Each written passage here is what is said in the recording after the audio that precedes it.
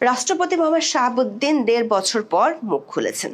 জগদ্দল এক পাথর সরে যাওয়ার পর কোনো রাগঢাক না রেখে সরাসরি বলেছেন অধ্যাপক ইউনূস দফায় দফায় সংবিধান লঙ্ঘন করেছেন। সংবিধান অনুযায়ী নন ডিসক্লোজার এগ্রিমেন্টের বিষয়ে রাষ্ট্রপতিকে জানাতে হলেও অধ্যাপক ইউনূস বরাবরই এড়িয়ে চলতেন বঙ্গভবনের দরবার। রাষ্ট্রপতি শুনিয়েছেন কিভাবে তাকে ছুঁড়ে ফেলার জন্য অধ্যাপক ইউনূসের মিত্রদের সাজানো নাটক মঞ্চস্থ হয়েছিল। সেটি ব্যর্থ হওয়ার পর উপদেষ্টারা কিভাবে চেষ্টা করেছিলেন তাকে সরাতে বসাতে চেয়েছিলেন সাবেক প্রধান বিচারপতিকে। রাষ্ট্রপতির ১.৫ বছরের বন্দি জীবনের গল্পে আছে কিভাবে অধ্যাপক ইউনূস পররাষ্ট্র মন্ত্রণালয় দেশে ও দেশের বাইরে তার সফরগুলো হতে দেয়নি। দেশের বাইরে থেকে রাষ্ট্রপতির নামে আসা নিমন্ত্রণ পত্রগুলো কিভাবে মিথ্যা তথ্য দিয়ে বাতিল করা হতো। বাঁশের চেয়ে কঞ্চি যেমন বড় হয়, তেমনি অধ্যাপক ইউনূসের প্রেস উইং ক্ষমতা দেখাতে ছাড়েনি সাংবিধানিকভাবে সর্বোচ্চ ব্যক্তিটির উপর। রাষ্ট্রপতির ভাষায় ডক্টর ইউনূসের প্রেস উইং তাকে প্রতিবন্ধী বানিয়ে রেখেছিল, কেড়ে নিয়েছিল প্রেস টিমের সুবিধা। গত শুক্রবার রাতে বঙ্গভবনে রাষ্ট্রপতির কার্যালয় দৈনিক কালের কণ্ঠকে দেয়া সাক্ষাৎকারে এসব কথা বলেছেন বাংলাদেশের রাষ্ট্রপতি মোহাম্মদ শাহাবুদ্দিন। দর্শক, রাষ্ট্রপতি মোহাম্মদ শাহাবুদ্দিন কালের কণ্ঠকে যেসব কথা বলেছেন ২০২৪ সালের ২০ সেপ্টেম্বর থেকে বেশ কয়েকটি ভিডিওতে এসব তথ্য তুলে ধরেছিলাম আমাদের কন্টেন্টে। যেমন ২০২৪ সালের ২০ সেপ্টেম্বরের ভিডিওতে আমরাই প্রথম বলেছিলাম রাষ্ট্রপতি পদত্যাগ করতে পারবেন না। ২০২৫ সালের ১৫ মেতে প্রচারিত ভিডিওতে দেখিয়েছিলাম কিভাবে রাষ্ট্রপতি বঙ্গভবনের ৪ দেয়ালে বন্দী ছিলেন, কিভাবে বাতিল করা হয়েছিল প্রেস উইং সহ তার সুবিধাগুলো। বিস্তারিত জানতে চলুন যাওয়া যাক বিশ্লেষণে।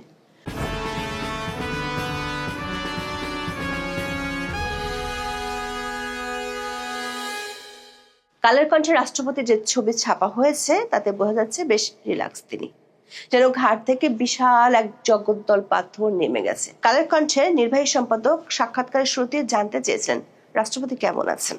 জবাবে অধ্যাপক ইউনূসের শাসনের অবসান হয় বাংলাদেশের সাংবিধানিক পদের সর্বোচ্চ ব্যক্তিটির কণ্ঠে ছিল হাঁপ ছেড়ে বাঁচার দীর্ঘশ্বাস। বলেছেন সপ্তাহখানেক ধরে বেশ আছেন তিনি। মুহূর্তে এক রহস্যের হাসি দিয়ে বুঝিয়ে দেন ইউনূসের আমলের ১.৫ বছর ধরে বঙ্গভবনের গোপন মবের চেষ্টাগুলোর কথা। বলেছেন ওই ১.৫ বছর তিনি কোনো আলোচনায় ছিলেন না, অথচ তাকে নিয়ে চলে নানা চক্রান্ত। এরপরই কথার বোমা ফাটান সবিস্তারে। বলেন দেশের শান্তি শৃঙ্খলা চিরতরে ধ্বংস করার এবং সাংবিধানিক শূন্যতা সৃষ্টি করার অনেক পায়তারা হয়েছে। ইউনূস ও তার বাহিনী এত চেষ্টার পরও কেন সফল হতে পারেনি, এমন প্রশ্নের জবাবে রাষ্ট্রপতি মোহাম্মদ শাহাবুদ্দিন বলেছেন তিনি দৃঢ়চিত্তে তার সিদ্ধান্তে অবিচল ছিলেন বলেই কোনো ষড়যন্ত্র সফল হয়নি। বিশেষ করে অসাংবিধানিক উপায়ে রাষ্ট্রপতিকে উপড়ে ফেলার অসংখ্য ছক ব্যর্থ হয়েছে। ফলে ১.৫ বছর বঙ্গভবনের অভিজ্ঞতা যে ভালো তা বলা যাবে না। রাষ্ট্রপতির সংশয় তার উপর দিয়ে যে ঝড় গেছে, এরকম ঝড় সহ্য করার মতো ক্ষমতা অন্য কারো ছিল কিনা তা নিয়ে জানেন না। দর্শক, ২০২৪ সালের ১০ সেপ্টেম্বর আমাদের প্রচারিত ভিডিওতে টাইটেল ছিল রাষ্ট্রপতি এখন পদত্যাগ করতে পারবেন না, ছুটিতেও যেতে পারবেন না। ভিডিওতে আমরা দেখিয়েছিলাম সাংবিধানিক সংকট, বিশেষ করে স্পিকার দৃশ্যমান না থাকায় রাষ্ট্রপতির পদত্যাগ এমনকি ছুটিতে যাওয়ার কোনো সুযোগ ছিল না, এমনকি এখনো নেই। দর্শক, অধ্যাপক ইউনূসের মিত্রদের চাওয়া অনুযায়ী বঙ্গভবনের সামনে রাষ্ট্রপতির পদত্যাগের দাবিতে আন্দোলন হয়েছিল। এমনকি গণমাধ্যমের হেডলাইন হয়েছিল রাষ্ট্রপতির চলে যাওয়ার ক্ষেত্র প্রস্তুত। রাষ্ট্রপতি আন্দোলন নামক সেই মব নাটকের সবিস্তার তুলে ধরেছেন সাক্ষাৎকারে। জানালেন ২০২৪ সালের ২২ অক্টোবর বঙ্গভবন ঘেরাও হলো, অমুকের দল তমুকের দল, মঞ্চ, ঐক্য, কত কি রাতারাতি সৃষ্টি। এগুলো একই টাইপের লোকজন, সব বিভিন্ন ফোরামে বিভিন্ন নামে। রাষ্ট্রপতির প্রশ্ন, কোথায় তারা এত টাকা তখন পেয়েছিল? রাষ্ট্রপতি মনে করেন সেদিন ব্ল্যাকমেল করা নাটক মঞ্চস্থ করতে চেয়েছিল এক নারীকে দিয়ে বঙ্গভবনের বাইরে নাটকের চেষ্টা হয়েছিল, কিন্তু সফল হতে পারেনি সেনাবাহিনীর ৯ম পদাতিক ডিভিশনের জন্য। এরপর রাষ্ট্রপতি সবচেয়ে ভয়ঙ্কর অভিযোগটি করেছেন। বলেছেন গণভবনের মতো বঙ্গভবনও লুট করতে চেয়েছিল। ওই রাতটি ছিল তার জন্য বিভীষিকাময়। তবে সে কঠিন সময় তিনি বিএনপি শীর্ষ নেতৃত্বকে পাশে পেয়েছিলেন বলে দাবি করেন। বিএনপি তখন সাংবিধানিক সংকট তৈরি হওয়ার আশঙ্কার কারণে রাষ্ট্রপতির পদত্যাগের বিরুদ্ধে অবস্থান নিয়েছিল। প্রশ্ন হলো, অন্তর্বর্তী সরকারের ভিতর থেকে রাষ্ট্রপতি অপসারণের উদ্যোগ কেন নেওয়া হয়েছিল আর কারা এর ইন্ধন জুগিয়েছিল? রাষ্ট্রপতি মনে করেন মূলত আন্দোলনের কিছু নেতার চাপে তাকে অপসারণের উদ্যোগ নেওয়া হয়েছিল। এ বিষয়ে রাজনৈতিক দলগুলো নিজেদের মধ্যে দীর্ঘ আলাপ আলোচনা করে একটি সিদ্ধান্তে আসে। এমনকি অন্তর্বর্তী সরকারও একটা সিদ্ধান্তে এসেছিল, সেটি ছিল রাজনৈতিক দলগুলোকে এক হতে হবে। পরে দেখা গেল এই ইস্যুতে দুটি গ্রুপ হয়ে গেল। গ্রুপে গ্রুপে মিটিং হলো, আলোচনা হলো, তারা বিভিন্ন দল ও জোটের কাছে গেল। তখন এরকম একটা অবস্থা ছিল, যে কোনো মুহূর্তে মেজরিটি হয়ে গেলেই রাষ্ট্রপতিকে বঙ্গভবন ছাড়তে হবে।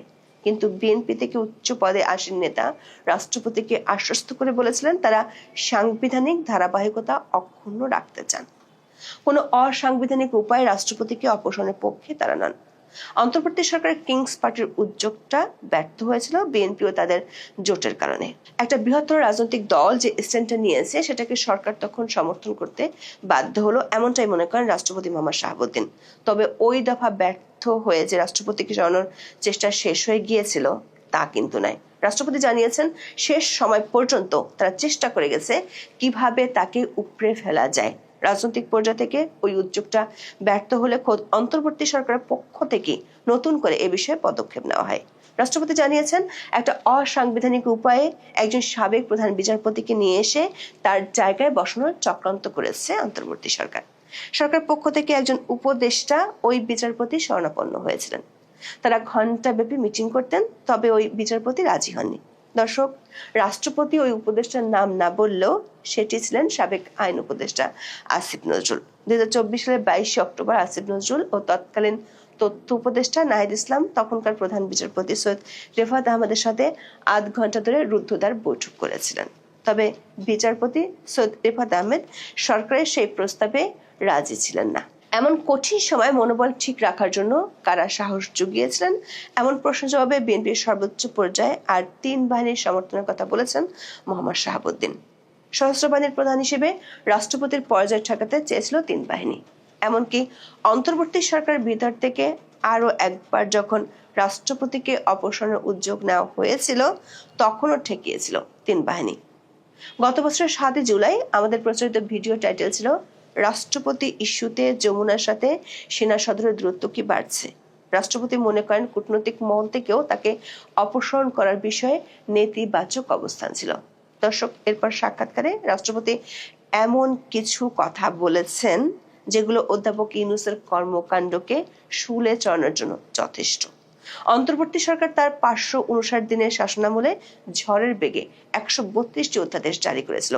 তার সবগুলো অন্তর্বর্তী সরকারকে জারি করতে হয়েছিল রাষ্ট্রপতির প্রদত্ত ক্ষমতা বলেই। অথচ সেই রাষ্ট্রপতি অধ্যাপক ইউনূসের বিদায়ের মাত্র 6 দিনের মাথায় বলছেন অনেক অধ্যাদেশ করার কোনো কারণই ছিল না। অধ্যাপক ইউনূস, যিনি সংবিধান রক্ষার শপথ নিয়ে প্রধান উপদেষ্টা হয়েছিলেন, তিনি সংবিধানের কোনো বিধান মেনে চলেননি এমন ভয়ঙ্কর অভিযোগ করেছেন রাষ্ট্রপতি। রাষ্ট্রপতি উদাহরণ দিয়ে বুঝিয়ে দিয়েছেন কিভাবে অধ্যাপক ইউনূস সংবিধানকে বুড়ো আঙ্গুল দেখিয়েছিলেন। সংবিধানে বলা আছে প্রধানমন্ত্রী কিংবা প্রধান উপদেষ্টা যখনই বিদেশ সফরে যাবেন সেখান থেকে ফিরে এসে রাষ্ট্রপতির সঙ্গে দেখা করবেন, জানাবেন কি আলোচনা হলো, কি হলো, কোনো চুক্তি হলো কিনা, কি ধরনের কথাবার্তা হলো। এটা রাষ্ট্রপতিকে লিখিতভাবে অবহিত করার কথা। কিন্তু অধ্যাপক ইউনূস তার 15 বার বিদেশ সফরের কোনোবারই তা করেননি, যাননি রাষ্ট্রপতির কাছে। দর্শক, 2024 সালের 5 অক্টোবর আমাদের প্রচলিত ভিডিওর টাইটেল ছিল ডক্টর ইউনূস দ্য হরফুল মাওলা, রাষ্ট্রপতিকে কেন এড়িয়ে যাচ্ছেন বারবার। ওই ভিডিওতে আমরা দেখিয়েছিলাম কিভাবে অধ্যাপক ইউনূস সংবিধানের 48 অনুচ্ছেদকে পদে পদে লঙ্ঘন করেছিলেন। রাষ্ট্রপতি বলেছেন নির্বাচনের মাত্র 3 দিন আগে অধ্যাপক ইউনূস যুক্তরাষ্ট্রের সাথে যে নন ডিসক্লোজার এগ্রিমেন্ট করেছেন সে সম্পর্কে তাকে কিছু জানায়নি ইউনূসের সরকার। মোহাম্মদ শাহাবুদ্দিন বলেছেন সাংবিধানিক বাধ্যবাধকতা হিসেবে আগের সরকার এ ধরনের চুক্তির বিষয়ে রাষ্ট্রপতিকে জানাতেন, কিন্তু অন্তর্বর্তী সরকার মৌখিক কিংবা লিখিত কোনোভাবে রাষ্ট্রপতিকে এই গোপন চুক্তির বিষয়ে জানাননি। শুধু শেষের এই চুক্তি কেন, অধ্যাপক ইউনূস বরাবরই রাষ্ট্রপতি মোহাম্মদ শাহাবুদ্দিনকে এড়িয়ে চলতেন, বলা ভালো ইগনোর করতেন। রাষ্ট্রপতি অভিযোগ করেছেন প্রধান উপদেষ্টা তার সঙ্গে সমন্বয় করেননি। অধ্যাপক ইউনূস নিজের এবং নিজের সহকর্মীদের শপথের প্রয়োজন ছাড়া কখনোই বঙ্গভবনে যাননি। রাষ্ট্রপতি অভিযোগ করেছেন 2 বার রাষ্ট্রপতির বিদেশ যাওয়া আটকে দিয়েছিলেন মোহাম্মদ ইউনূস। এর একটি ছিল কসাবো, অন্যটি ছিল কাতারে। কাতারের আমিরের দাওয়াতে, যেখানে রাষ্ট্রপতি ছাড়া অন্য কেউ যাওয়ার সুযোগ নেই, সেই দাওয়াতে যেতে দেওয়া হয়নি মোহাম্মদ শাহাবুদ্দিনকে। পররাষ্ট্র মন্ত্রণালয় থেকে উল্টো তার দপ্তরের ড্রাফট পাঠানো হয়েছিল, যেখানে লেখা ছিল রাষ্ট্রপতি ভীষণ ব্যস্ত বলে তিনি যেতে পারছেন না। রাষ্ট্রপতি বলেছেন এটি ছিল পররাষ্ট্র মন্ত্রণালয়ের শিষ্টাচার বহির্ভূত উদ্ধত্যপূর্ণ আচরণ। ভবিষ্যতে যাতে এই ধরনের অপরাধ না করা হয় সে বিষয়ে পররাষ্ট্র উপদেষ্টাকে চিঠিও দিয়েছিলেন রাষ্ট্রপতি, তবে সে চিঠির উত্তর পাননি তিনি। প্রশ্ন হলো, কেন রাষ্ট্রপতিকে বিদেশ সফরে যেতে দিতে এত অনীহা ছিল অধ্যাপক ইউনূসের? রাষ্ট্রপতি বলেছেন অন্তর্বর্তী সরকার চায়নি কোথাও তার নাম আসুক, তাকে একদম অন্ধকারে ফেলে রাখার চেষ্টা করেছে। শুধু বিদেশে নয়, দেশের কোনো অনুষ্ঠানেও তাকে যেতে দেওয়া হয়নি। বিশেষ করে বিশ্ববিদ্যালয়গুলোতে সমাবর্তন অনুষ্ঠানে রীতি অনুযায়ী রাষ্ট্রপতির যাওয়ার কথা, সেটিও তারা আটকে দেয়।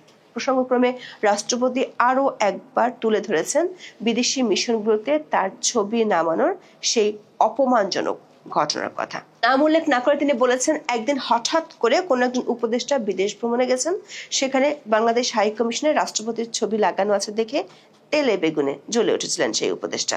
তারপর এক রাতের মধ্যে সারা পৃথিবীর হাই কমিশন থেকে রাষ্ট্রপতির ছবি নামিয়ে ফেলা হয়। শুধু অধ্যাপক ইউনূস কিংবা পররাষ্ট্র মন্ত্রণালয় নয়, প্রধান উপদেষ্টার প্রেস উইং যে রাষ্ট্রপতির উপর ছড়ি ঘোরাতো সেটিও মোহাম্মদ শাহাবুদ্দিন তুলে ধরেছেন সাক্ষাৎকারে। দর্শক, গত বছরের 15 মে আমাদের প্রচারিত ভিডিওর টাইটেল ছিল রাষ্ট্রপতি শাহাবুদ্দিন কি বঙ্গভবনের 4 দেয়ালে বন্দী, প্রেস উইং সহ অনেক সুবিধা বাতিল। সেই ভিডিওতে আমরা যে তথ্যগুলো দিয়েছিলাম তাই উঠে এসেছে কালের কণ্ঠের সাক্ষাৎকারে। ঢাকা রিপোর্টার্স ইউনিটির নতুন নির্বাচিত কমিটিকে রাষ্ট্রপতি নিজে চিঠি দিয়ে তার সাথে দেখা করার আমন্ত্রণ জানিয়েছিলেন, কিন্তু তাতে চটে যায় অধ্যাপক ইউনূসের চেয়ে বেশি ক্ষমতাধর হয়ে থাকা প্রেস উইং। রাষ্ট্রপতির প্রেস উইং এর 3 সদস্যকে তৎক্ষণাৎ প্রত্যাহার করে নেওয়া হয়। রাষ্ট্রপতি বলেছেন তার দপ্তর থেকে একটি প্রেস রিলিজ দেওয়ার কোনো ব্যবস্থা রাখেনি। তার ভাষায় দেশের সর্বোচ্চ মর্যাদা সম্পন্ন ব্যক্তিকে এভাবে প্রতিবন্ধী করে দিয়েছিল অধ্যাপক ইউনূসের প্রেস উইং। তিনি রাষ্ট্রপতি হয়ে নিজে ক্যাবিনেট সেক্রেটারি, প্রিন্সিপাল সেক্রেটারি ও সংস্থাপন সচিবকে বারবার ফোন করেছিলেন, কিন্তু ইউনূসের 1.5 বছরের শাসনামলে গৃহবন্দী রাষ্ট্রপতির ফোনকে কেউ পাত্তাই দেয়নি। কেন এমনটা করেছিল প্রেস উইং? রাষ্ট্রপতি মনে করেন রাষ্ট্রপতির কথা দেশের মানুষ জানুক, সেটা তারা চাননি। যেমন রাষ্ট্রীয় দিবসগুলোতে সরকারি টাকায় রাষ্ট্রপতির আদেশের বলে ক্রয়পত্র বের করলেও সেগুলোতে থাকতো না রাষ্ট্রপতির বাণী। দর্শক, কালের কণ্ঠের সাক্ষাৎকারে রাষ্ট্রপতি মোহাম্মদ শাহাবুদ্দিন অনেক কথা বলেছেন, তবে তিনি বলেননি কিংবা তাকে প্রশ্ন করা হয়নি কেন ও কিভাবে অধ্যাপক ইউনূসের তৎকালীন বিশেষ সহকারী ও পরে তথ্য উপদেষ্টা মাহফুজ আলম বঙ্গভবনে বঙ্গবন্ধুর ছবি নামিয়েছিলেন। খুব শীঘ্রই নিয়ে তথ্য হাজির করব আপনাদের সামনে। আবার রাষ্ট্রপতি কিছুদিন আগে বার্তা সংস্থা রয়টার্সকে বলেছিলেন নির্বাচিত সরকার আসলে তিনি পদত্যাগ করে চলে যেতে চান। সে বিষয়টি নিয়ে কালের কণ্ঠের সাক্ষাৎকারে কিছু বলেননি। খুব শিগগিরই এই বিষয়টি নিয়েও তথ্য নিয়ে হাজির করব আপনাদের সামনে। এখন এ পর্যন্ত সবাই ভালো থাকুন, সুস্থ থাকুন, নিরাপদে থাকুন। দেখা হবে আগামী পর্বে।